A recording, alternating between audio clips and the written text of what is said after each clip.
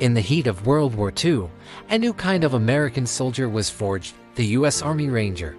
But who taught these elite fighters to be so formidable? Who gave them the raw, brutal skills to survive behind enemy lines? The answer lies with one man, Francois, a name that echoes in the annals of military history. He wasn't just a trainer, he was the architect of the modern American warrior's killer instinct. Wasn't your typical drill sergeant. Born in Brooklyn, he was a physical culture enthusiast, a West Point instructor, and a master of wrestling, jiu-jitsu, and good old-fashioned street brawling.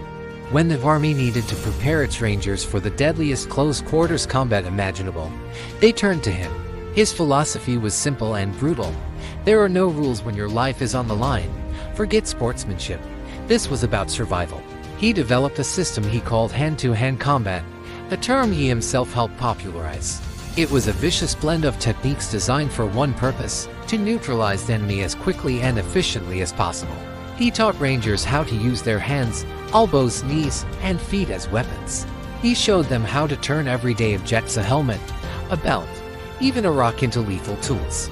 His methods were direct, instinctive, and utterly ruthless.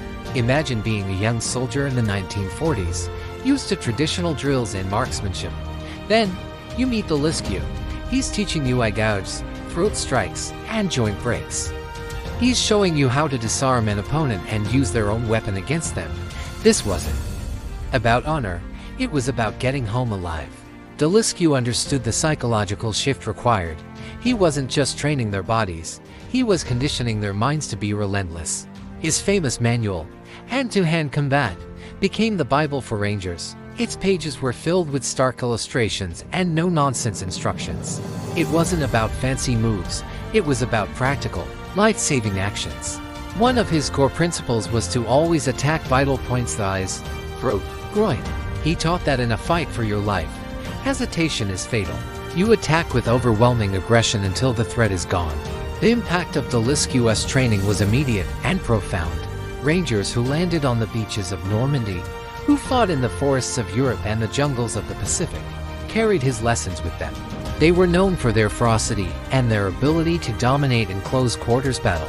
Survivors of these intense engagements often credited their survival to the brutal, practical skills drilled into them by Deliscu. He had given them the confidence to face an enemy not just with a rifle, but with their bare hands. Francois Deliscu's legacy extends far beyond World War II. His foundational principles of close-quarters combat have influenced military and law enforcement training for decades. He transformed the American approach to hand-to-hand fighting, shifting it from a sport to a science of survival. He was the unsung hero who armed thousands of soldiers with a weapon they could never lose, a killer instinct. Thanks for watching.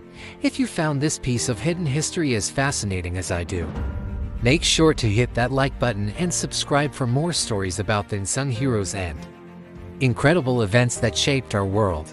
Let me know in the comments what other military innovators you'd like to learn about. See you in the next one.